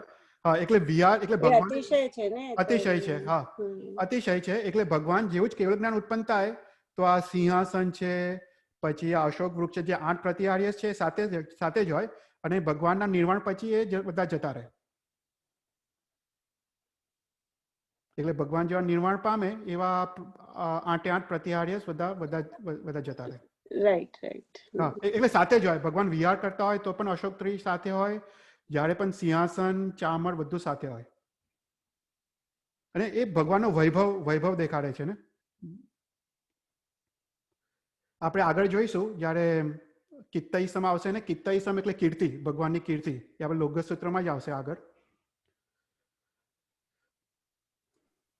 આ વસ્તુ થોડું લાઈક નેક્સ્ટ જનરેશનને સમજાવવું થોડું ડિફિકલ્ટ થઈ જાય ચૈતલ. લાઈક ધીસ ઇઝ સમથિંગ કે આપણે બી ઇમેજિન કરતા આપણને બી થોડું એમ થાય કે ધીસ ઇઝ સો અનરિયલ. યા એ છે ને તમારી વાત બરાબર છે. હવે છે ને આના પ્રૂફ ઘણા છે. એટલે પ્રૂફ એટલે આપણે શાસ્ત્રમાં હવે આનું સમોસરનું વર્ણન આપણે આવશ્યક નિવૃત્તિમાં આવે છે, અને આવશ્યક નિવૃત્તિ એ શ્રુત કેવલી ભદ્રભાવ સ્વામીએ લખ્યું છે. હવે 14 પૂર્વધર હતા, અને 14 પૂર્વધર મહાત્મા શ્રુત કેવલી ભદ્રભાવ સ્વામીએ આવશ્યક નિવૃત્તિમાં આખું સમોસરનું વર્ણન કર્યું છે. ઓકે, તો પહેલું આવશ્યક નિવૃત્તિમાં આવે છે, સેકન્ડ યોગ શાસ્ત્રમાં આવે છે, અને પછી કલ્પસૂત્રમાં આવે છે. એટલે ઘણા બધા શાસ્ત્રોમાં સમોસરનું વર્ણન આવે છે, અને એ વર્ણન આપણે શ્રુત કેવલીએ લખ્યું છે. એટલે આપણે ડાઉટ્સ થાય, પણ આપણે જો શાસ્ત્રનો આધાર લઈએ તો આ ડાઉટ્સ ક્લિયર થઈ જાય. ના એટલે બરોબર છે. આપણે આમ શ્યોર કે શાસ્ત્રોમાં છે, ઇટ્સ જસ્ટ ધેટ કે આપણે અત્યારે બી આ વસ્તુ થોડી માનવામાં ડિફિકલ્ટ થઈ જાય કે it's like out of the world, right? આપણે આવું કોઈ સ્ટ્રક્ચર જોઈએ અત્યારે તો આપણને બિલીવ જ ના થાય કે આવું રૂટીનલી થતું હશે ભગવાનના ટાઈમમાં એમ. સાચી વાત છે ને. એ તો છે જ. એ ડાઉટ આઈ થિંક મતલબ ડેફિનેટલી મતલબ એ આવે, લોકોને આવે, કારણ કે આપણે અત્યારે જે આરામાં છે અને જે કારમાં છે એ કારમાં આપણે એવું કશું જોયું જ નથી. Right exactly. એટલે આવે સ્વાભાવિક છે. પણ એટલે બીજા લોકોને સમજાવવું અઘરું છે, એસ્પેશિયલી ટીનેજર્સ અને ન્યૂ જનરેશનને સમજાવવું અઘરું છે. પણ પહેલા તો હું એવું કહું કે આપણે આપણી વિશુદ્ધિ કરવી જોઈએ, અને આપણે જો શ્રદ્ધામાં આવશે તો બીજાને શ્રદ્ધામાં લાવી શકીશું. એટલે પહેલા આપણે જ્યારે લોગસ સૂત્ર કે કશું બોલીએ ત્યારે આપણે આવી રીતે આપણે આખો ભાવ કરવાનો છે. સંકેત, તને તો ખબર છે આપણે યોગશાસ્ત્રમાં સર્વનાશક ધ્યાન પદ્ધતિ છે આખી, અને સર્વ પાપનાશક ધ્યાન પદ્ધતિમાં આખું સમોસરણનું ધ્યાન છે, રાઈટ? તો કલિકાલ સર્વજ્ઞએ આખું સમોસરણનું વર્ણન કર્યું છે. એટલે હવે માનવો જ છૂટકો છે. હવે કલિકાલ સર્વજ્ઞને સ્વયં સરસ્વતી દેવી વંદન કરવા આવતા હતા. વિચાર કરો, સરસ્વતી દેવી સ્વયં કલિકાલ સર્વજ્ઞને વંદન કરવા આવતા હતા. એટલે જો કલિકાલ સર્વજ્ઞ કહેતા હોય સમોસરણ, તો 100% માનવું જ રહ્યું. રાઈટ. હા, એટલે એકદમ જ પછી લાઈક કહીએ ને, પછી એટ ધી એન્ડ તમારી પોતાની શ્રદ્ધા કેટલી એ છે એના પર આવી જાય પછી આ વસ્તુ. કારણ કે તમને ઇમેજિન ના કરી શકો આવું વસ્તુ, પણ પછી તમને શ્રદ્ધા હોય તો પછી માનવામાં આવી જાય એકદમ. હા, એટલે અમુક વસ્તુ શ્રદ્ધાથી જ અત્યારે ગમ્ય છે, એટલે આપણે શ્રદ્ધાના સ્તર પર જ લાવવું પડશે આ વસ્તુ તો. રાઈટ. પછી આપણે we will continue for some more time. આપણે પહેલો આપણે કમ્પ્લીટ કરી દઈએ. પછી નેક્સ્ટ છે જીણે, રાઈટ? જીણે શું છે? અપયાગમન અતિશય. એટલે અપયાગમન અતિશય એટલે શું? વોટ ઇઝ અપયાગમન अतिशय? अपयागमन अतिशय मीन्स कि जहाँ पे भी भगवान विहार कर रहे हैं वहाँ पे 125 योजन भूमि तक, 125 योजन मतलब अराउंड 1500 किलोमीटर्स तक 8 चीज नहीं होते. 8 चीज कौन से है? वो है रोग, शोक, उपद्रव, मारी, मरकी, युद्ध, आतंक और अतिवृष्टि और अनावृष्टि. तो वो 8 चीज का अभाव होता है, वो है अपायागमन अतिशय. और ये अपायागमन अतिशय से जैसे समोसरण में लोग काफी देर तक बैठ भी सकते हैं विदाउट एनी वैर भाव और वो सब, तो ये भी एक अतिशय है, भगवान का अतिशय है, अपायागमन अतिशय. सो व्हेन यू से वर्ड जीने, तुमको ये भगवान का अपायागमन अतिशय सोचने का है. तो what is the meaning of word जीने? अभी जीने का वर्ड वेरी पॉपुलर है और काफी शास्त्रों में इसका वर्णन आता है. तो उत्तराध्यान सूत्र में भगवान महावीर ने खुद इसका डेफिनेशन दिया है. तो उसमें लिखा है कि जो भी 4 कषाय से मुक्त हो, राग, क्रोध, मान, माया, लोभ, उसको जीन बोलते हैं. फिर उसके बाद दैवैकालिक सूत्र में सुधर्मा स्वामी ने जीन का डेफिनेशन दिया है. उसमें बोला है जो राग, द्वेष और मोह से मुक्त हो उसको जीन कहते हैं.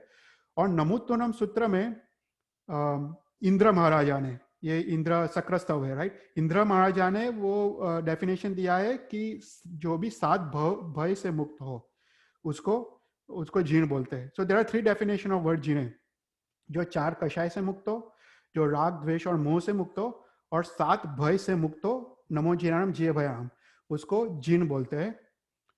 तो ये 7 भय कौन से है? तो जैसे नमोत्तरम में तुम बोलते हो नमो जीर्णाम जिय भयाम, तो तुमको ये 7 भय तुमको सोचने के, और तुमको सोचने का कि भगवान ने ये 7 भय जीत लिए हैं, और मुझे भी ये भय से निर्भयता, मेरे को भी निर्भयता की प्राप्ति हो, वो बेसिकली भाव लाना है। तो उसमें है, पहला है यह लोक भय। यह लोक भय मतलब फियर ऑफ दिस वर्ल्ड। उसमें ये सभी भय आ जाते हैं, जैसे अग्नि का भय, पानी का भय, या रोग का भय, या जो भी किसी को स्नेक्स का भय हो, वो सभी भय ये इहलोक भय में आ जाता है। फिर परलोक भय। परलोक भय में परभव में दुर्गति मिलना, नरक में पैदा होना, या फिर कोई ऐसे देव तुमको हैरान कर रहा हो, वो सब परलोक भय में आता है। फिर आदान भय। आदान भय में it's a fear of losing something. तो लूजिंग, घर में चोरी होना, या फिर अपने सगा संबंधी जो भी वो लूज करना, तो वो सब आदान भय बोलते हैं। फिर उसके बाद आजीव भय। आजीव भय मतलब जो भी अजीव है, तो अजीव मतलब अर्थक्वेक, ये जो भी नेचुरल कैलामिटीज है, अतिवृष्टि अनावृष्टि, उसका भय। फिर उसके बाद अकस्मात भय मतलब एक्सीडेंट्स का भय। मरण भय, फियर ऑफ डेथ। एंड अश्लोक भय। अश्लोक भय मतलब लूजिंग योर रेपुटेशन, कहाँ पे तुम्हारा वो ह्यूमिलिएशन होना या जो भी होना। तो ये 7 टाइप के भय को भगवान ने कॉन्कर किया है, तो इसलिए उसको नमो जीराम जिय भयाम बोलते हैं। और there is one of the definitions. फिर उसके बाद है लास्ट है हरियंते कित्तईसम, पहले गाथा का। तो हरियंते कित्तईसम क्या है? हरियंते कित्तईसम डिस्क्राइब्स द पूजा अतिशय ऑफ जिनेश्वर भगवान। पूजा अतिशय मतलब क्या कि तीर्थंकर भगवान, हरियंत भगवान इज पूजनीय बाय ऑल द जीव्स, देव, नरक, तिर्यंच और मनुष्य। तो सभी जीव के लिए हरियंत भगवान पूजनीय है, तो वो पूजा अतिशय है तीर्थंकर परमात्मा का। तो इसमें 2 वर्ड्स है, हरियंते और कित्तईसम। तो what is the meaning of Arihant? Again हम लोग कोई भी डेफिनेशन करते हैं, पर you are to always go to shastra for perfect definition. तो अरिहंत का डेफिनेशन आवश्यक निरुक्ति में श्रुत केवली भद्रभाव स्वामी ने दिया है, और उसमें डेफिनेशन ऐसा है, जो वंदन नमस्कार के योग्य है, जो पूजा और सत्कार के योग्य है, और जो सिद्धि गमन के योग्य है, उसको अरिहंत कहते हैं। So this is the definition of Arihant. इसमें 3 चीज आती है, वंदन नमस्कार के योग्य, पूजा सत्कार के योग्य, और सिद्धि गमन के योग्य, तो उसको अरिहंत कहते हैं। और कित्तईसम मतलब क्या कि भगवान की मैं कीर्तन करूंगा। अभी कीर्तन जो शब्द है ना, वो कीर्ति से बना है, और कीर्ति मतलब भगवान का वैभव। तो इसमें व्हेन यू से हरियंते कित्तईसम, तुमको भगवान के 8 प्रतिहार्य को सोचना है, और उसके बाद तुमको सोचना है कि तुम भगवान को नमस्कार कर रहे हो, और तुम वंदन और पूजन कर रहे हो। तो that is the definition of हरियंते कित्तईसम। तो उसमें 8 प्रतिहार्य क्या है, जो हमने अभी नीपाबेन ने पूछा था। तो 8 प्रतिहार्य का डेफिनेशन प्रवचन सर्वद्वार शास्त्र में दिया है। देखो, मैं ये सब शास्त्र का इसलिए बोल रहा हूँ कि तुमको थोड़ा विश्वास आए कि ये सब ऐसे ही नहीं है, ये सब अपने शास्त्र में लिखा हुआ है। तो ये 8 प्रतिहार्य का वर्णन प्रवचन सर्वद्वार में 39वीं द्वार में दिया है, और इसमें 8 प्रतिहार्य का वर्णन किया है। वो है अशोक वृक्ष, कुसुम वृष्टि, दिव्य ध्वनि, चामर, आसन, भामंडल, भेरी और छत्र, राइट। तो अशोक वृक्ष वी ऑलरेडी सॉ, भगवान के 12 टाइम्स द हाइट होता है, और 1 योजन भूमि का विस्तार होता है, और भगवान के साथ ही होता है। कुसुम वृष्टि, जहाँ पे भी भगवान चलते हैं वहाँ पुष्प की वृष्टि होती है, तो अगेन पुष्प को थोड़ी भी पीड़ा नहीं होती है।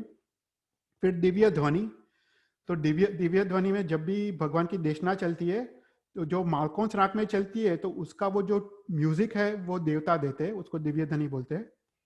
फिर चामर, भगवान के दोनों ओर चामर होते हैं, भगवान चलते हैं तब भी दोनों ओर चामर होते हैं। ये और चामर कौन करता है? यक्ष देवता करते हैं, भगवान के दोनों ओर यक्ष देवता होते हैं, तो ये यक्ष देवता चामर करते हैं। फिर आसन, सिंहासन, जिस आसन पे भगवान बैठते हैं वो रत्न का बना होता है, तो तुमको रत्न का आसन विजुलाइज करने का। तो वो आसन है भामंडल। भामंडल वो केवल ज्ञान के प्रभाव से उत्पन्न होता है। वो भगवान के सिर के पीछे भामंडल होता है। फिर उसके बाद देवदुंदुभी। देवदुंदुभी मतलब जब भगवान की देशना शुरू होने वाली होती है, वो एक डिक्लेरेशन होता है देवों द्वारा कि सभी जीवों तुम भगवान की देशना सुनने के लिए आओ। और फिर लास्ट है छत्र। तो ये छत्र 3 होते हैं, तो उसको छत्रत्रय बोलते हैं। तो ये 3 छत्र क्यों होते हैं? तो छत्र दिखाते हैं कि भगवान त्रिलोक के नाथ है, और अधोलोक, ऊर्ध्वलोक और मध्यलोक। तो ये तीनों 3 लोक के नाथ है, इसलिए भगवान के ऊपर 3 छत्र होते हैं, जस्ट टू सिग्निफाई कि वो 14 राजलोक के भगवान नाथ है। और वो छत्र किसका बना होता है? वो मोती का बना होता है, पर्ल्स का। तो तुमको व्हाइट कलर का पर्ल्स सोचने का व्हेन यू थिंक अबाउट छत्र। और ये सब ना काफी, ये जो 8 प्रतिहार्यस है ना, वो भक्तामृत स्तोत्र में उसकी काफी डिटेल में डेफिनेशंस है। कभी हम भक्तामृत स्तोत्र का अर्थ करेंगे तो एक एक प्रतिहार्य में 2-2 गाथा है। अशोक वृष्टि के बारे में 2 गाथा है, कुसुम वृष्टि के बारे में 2 गाथा है, दिव्य ध्वनि की। तो मतलब यू अंडरस्टैंड कि मानतुंगाचार्य ने ये भक्तामृत स्तोत्र की रचना की है और उसमें 8 प्रतिहार्य का वर्णन किया है। तो ये सब सही होना चाहिए, ये सब गलत नहीं होना चाहिए।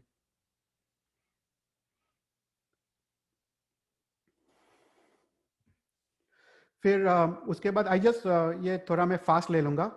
फिर उसके बाद हरियंत कित्तईसम का एक अर्थ तो है 8 प्रतिहार्यस, पर दूसरा अर्थ है 34 अतिशयस। तो 8 प्रतिहार्यस दैट आर पार्ट ऑफ 34 अतिशयस। पर अगर तुम और डीप जाना जाओ तो इंस्टेड ऑफ जस्ट थिंकिंग 8 प्रतिहार्यस, you can think of all the 34 अतिशयस व्हेन यू से हरियंत कित्तईसम। तो ये 34 अतिशय कौन से है? तो पहला है भगवान का रूप। भगवान का रूप अद्भुत होता है। नाउ ये चीज ना, मतलब हम लोग सिर्फ ऐसे ही सोच लेते हैं भगवान का रूप अद्भुत होता है, पर काफी शास्त्रों में इसका डिस्क्रिप्शन आता है। पहले तो भक्तामृत स्तोत्र में तुमने ये गाथा सुना होगा, यही शांत राज रुचि भरपाणु विश्वम निर्मा पिता त्रिगुणाई कललाम भूत पावंत एव खरुथे परम पृथ्वीम यत्ते समानम परम निरूपमस्ति। तो भगवान मतलब ये भक्तामृत गाथा में भगवान का रूप का वर्णन किया है।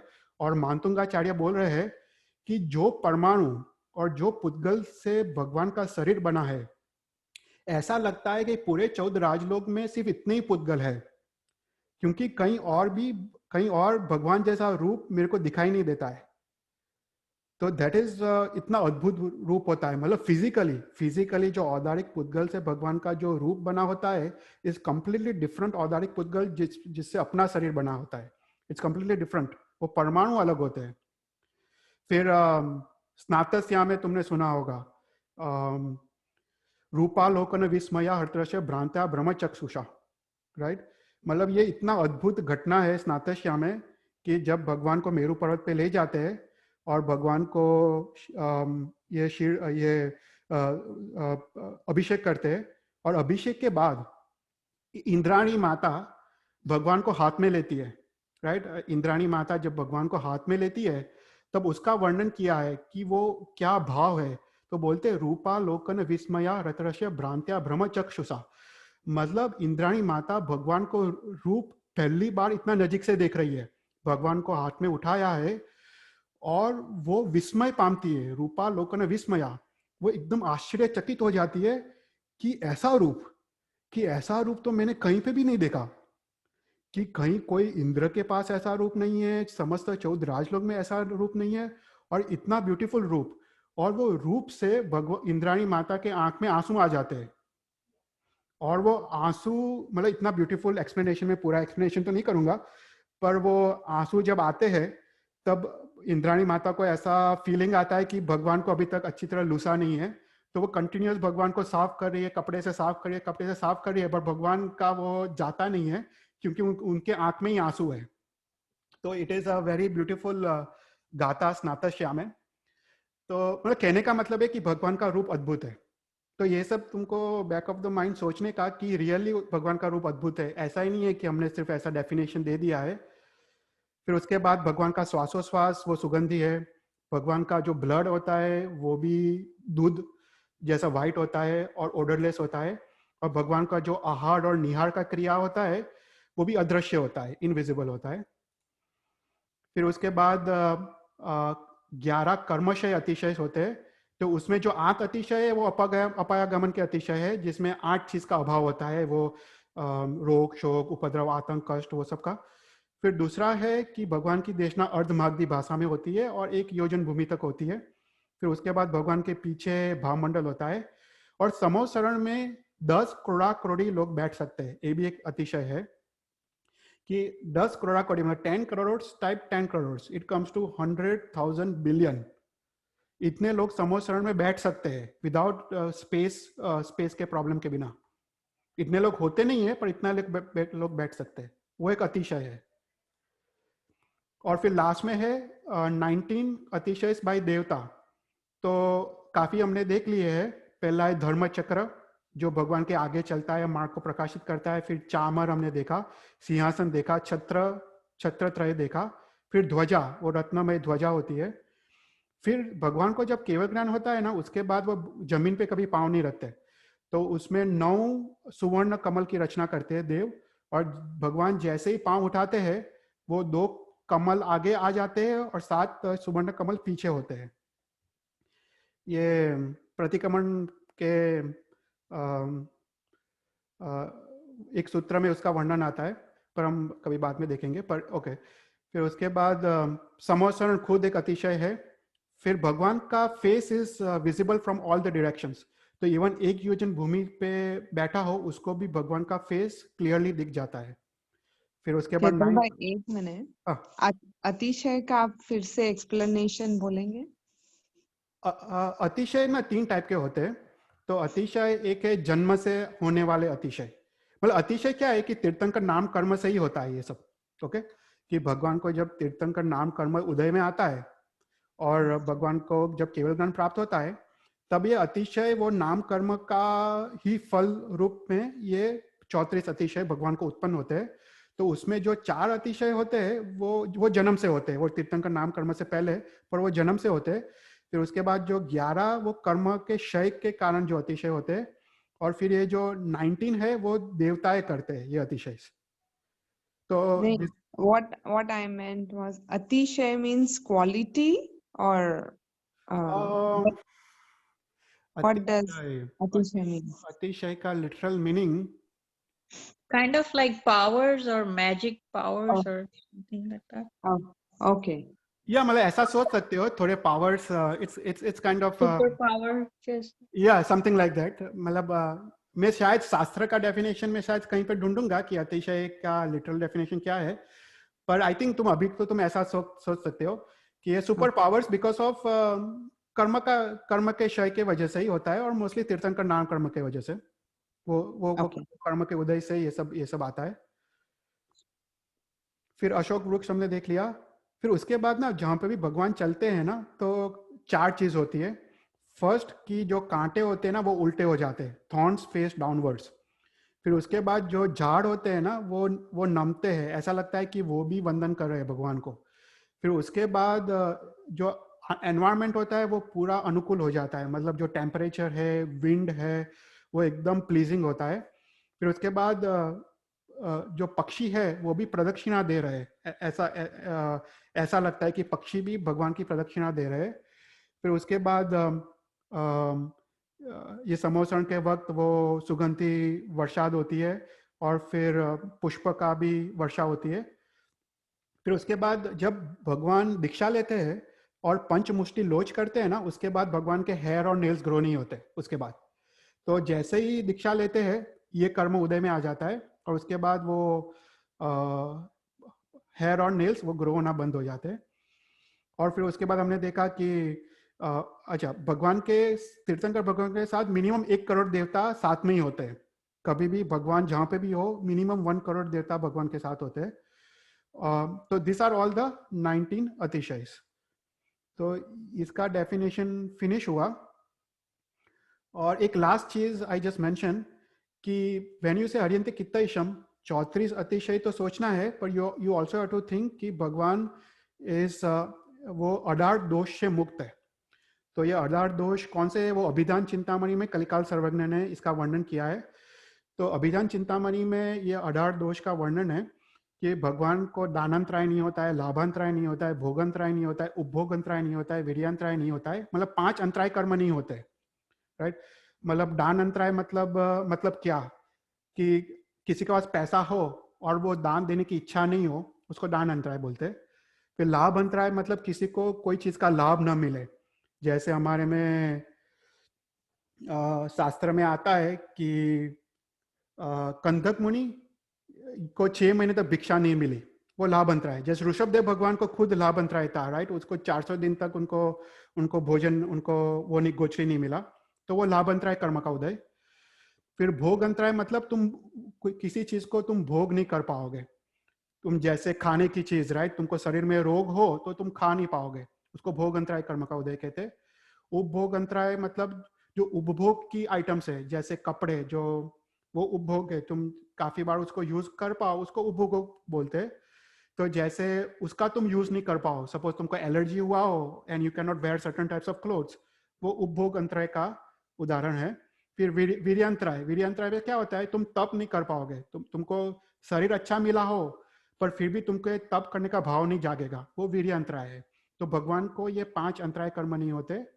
और फिर भगवान को शोक, निद्रा, भय, राग, द्वेष, रति रति, अज्ञान, मिथ्यात्व, हास्य, अवीरति, निंदा और काम, तो ये 18 दोषों से रहित भगवान होते हैं। तो व्हेन यू से हरियंते कित्तईसम, ये 18 दोष से रहित भी भगवान को सोचने का है। ओके। और फिर द लास्ट है 24 केवली। और इसमें 24 केवली मतलब क्या कि 24 केवल ज्ञान भगवान, बट ये पी शब्द है ना, पी का अर्थ है पण, मतलब 24 पण केवली, मतलब 24 के साथ अनंत भगवान। तो ऐसे मैंने ये चित्र डाला है। तो वेन्यू से 24 केवली तुमको सोचने का कि नॉट ओनली 24 तीर्थंकर भगवान बट अनंत अनंत तीर्थंकर भगवान। तो तुमको वो एक पिक्चर तुमको विजुअलाइज करने का कि तुम्हारे सामने अनंत अनंत तीर्थंकर भगवान है, वेन्यू से 24 केवली। ओके। तो ये फर्स्ट गाथा का अर्थ था। तो लोगस उज्जवग्रे हमने देखा ज्ञान अतिशय, दम्म तित्तयरे वाचना अतिशय, जीणे अपयागमन अतिशय, हरियंते कित्तईसम पूजा अतिशय, और 24 केवली मतलब 24 और अनंत अनंत तीर्थंकर भगवान।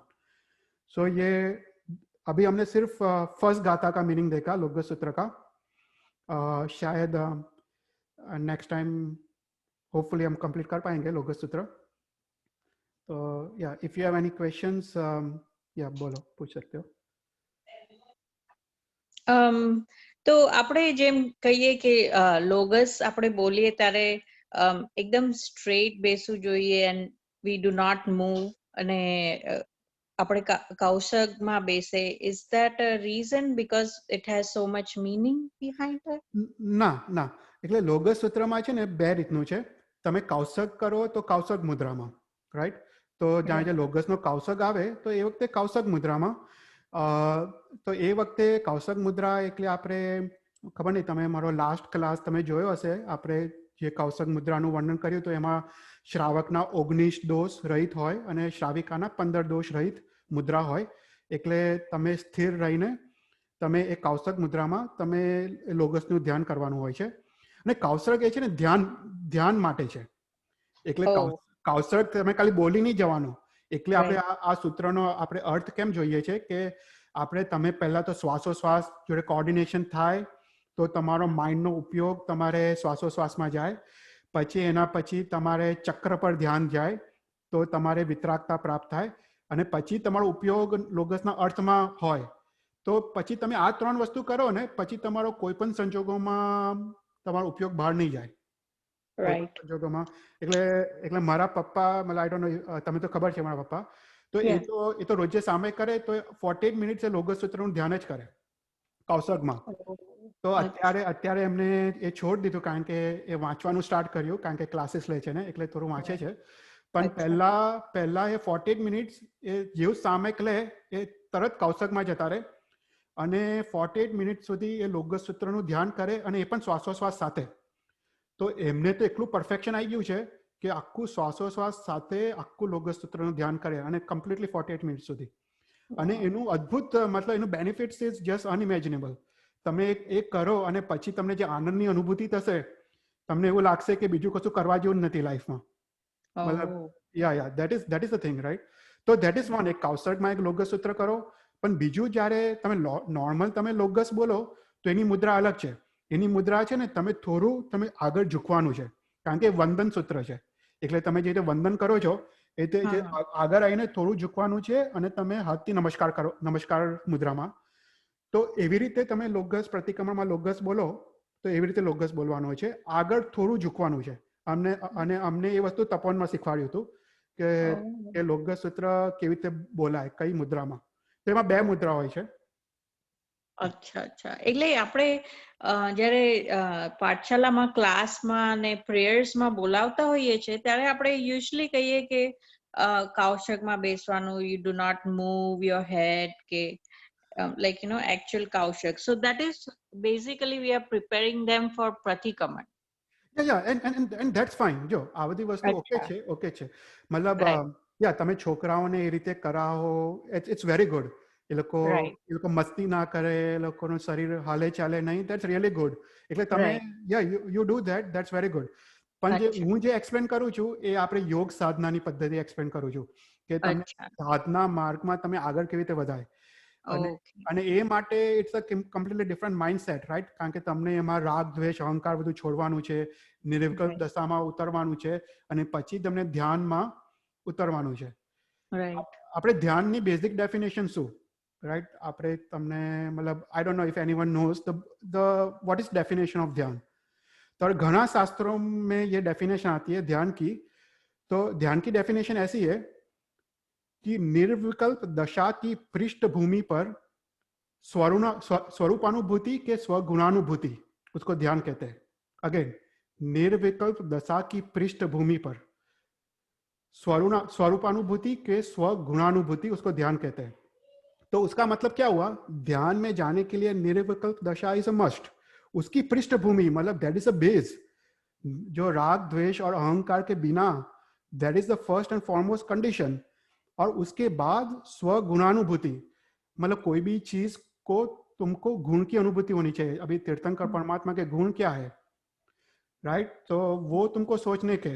सिद्ध परमात्मा के गुण क्या है? तो 8 गुण है, राइट? अनंत ज्ञान, अनंत दर्शन, अनंत चारित्र, अनंत वीर्य, अनंत आनंद, आव्याबाद, अगुरु लघुता. तो वो सब गुण तुमको वो सोचते सोचते उसकी अनुभूति में जाना है. और एक बार अनुभूति में आ गया, पहले गुण की अनुभूति आएगी, फिर द्रव्य की अनुभूति आएगी. तो स्व गुणानुभूति पहले आएगी, फिर उसके बाद स्वरूपानुभूति आएगी, उसके बाद स्वरूप की अनुभूति आएगी, मतलब द्रव्य की अनुभूति.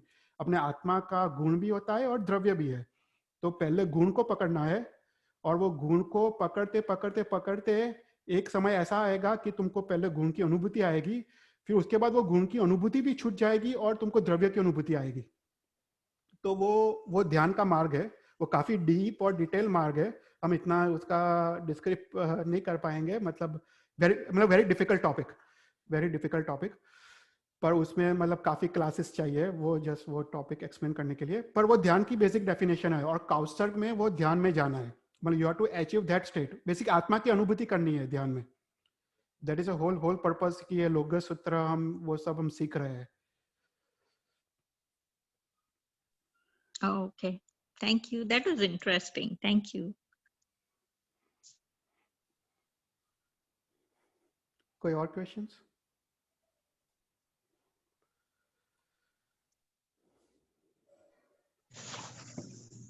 इतने साल से लोगस कर रहे हैं पर अभी ऐसे लग रहा है कि आज हम लोगस आज सीख रहे हैं. चित्रमा. Yeah, exactly. नहीं, मैं तो बोलता हूँ कि एटलीस्ट ये सब सुनने के बाद इम्प्लीमेंट करो. तभी ये सब का मतलब है.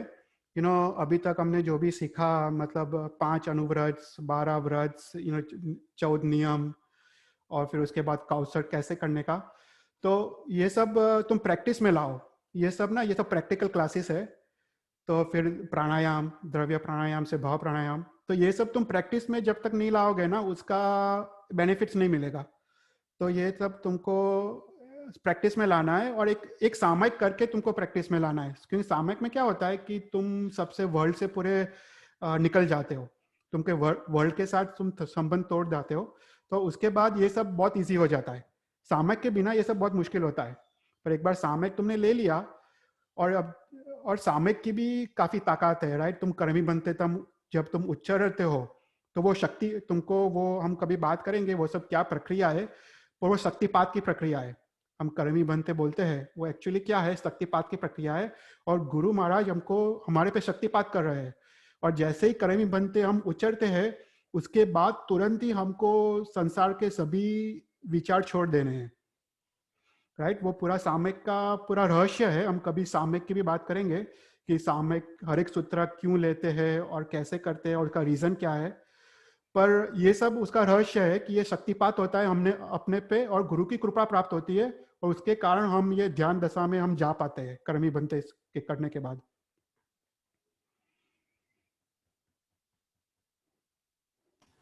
ओके चेतन भाई, ये जो आपने नवकार का जो बताया था, breathe in and breathe out करके कैसे हम नवकार मंत्र बोलते, तो वैसे लोगस में 25 में कैसे होगा? I was still wondering.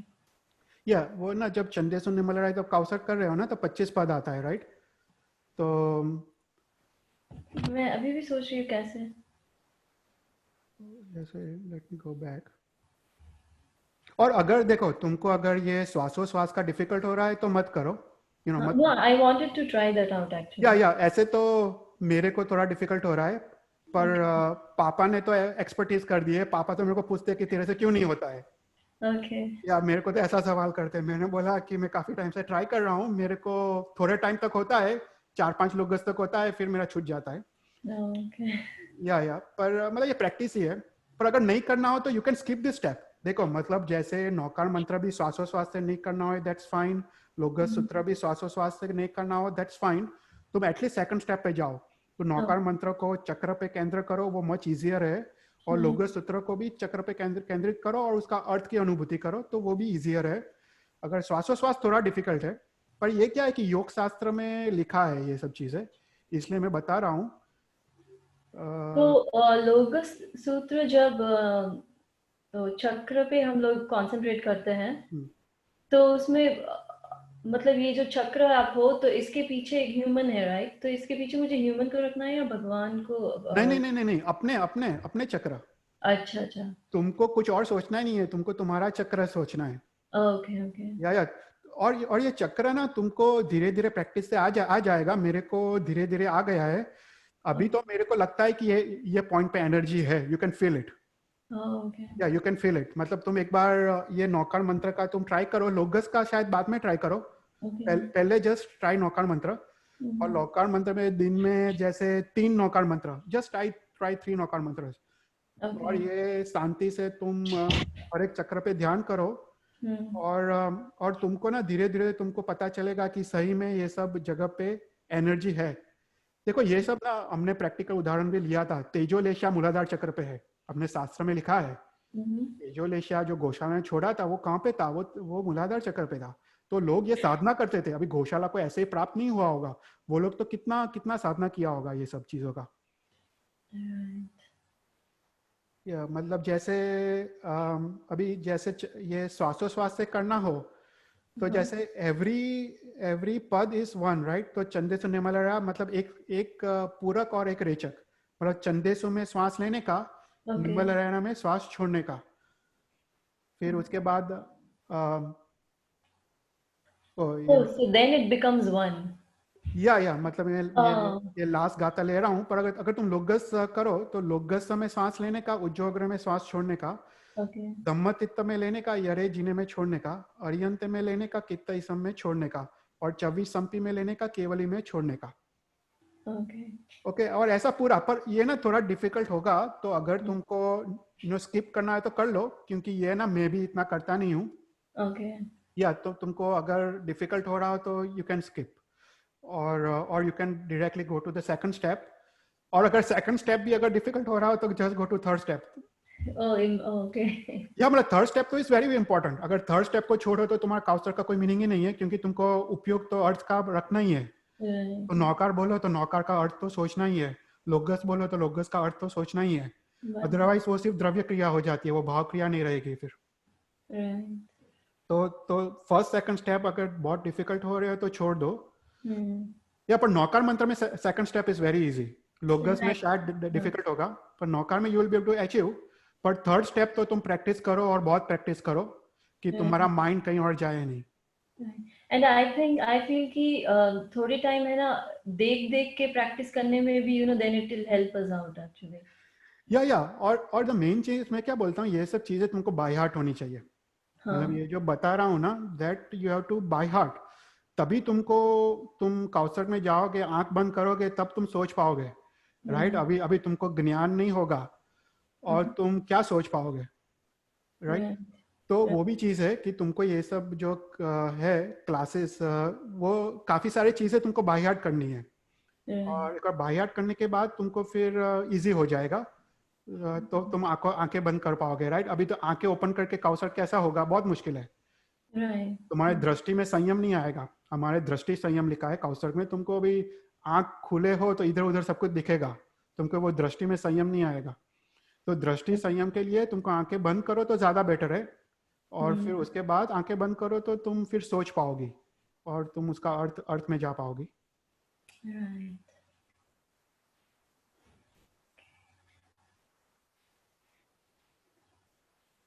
Okay, ठीक है। तो फिर एक नौकार गिन लेते हैं तो कंक्लूड कर देते हैं। नमो ओरियंतानम, नमो सिद्धानम, नमो आयरियानम, नमो उज्जायानम, नमो लोहे सर्वसावनम, ऐसो पंच नमकारो सर्व पाव प्रणासनो, मंगलानं च सर्वसिन परमम अवै मंगलम। Thank you.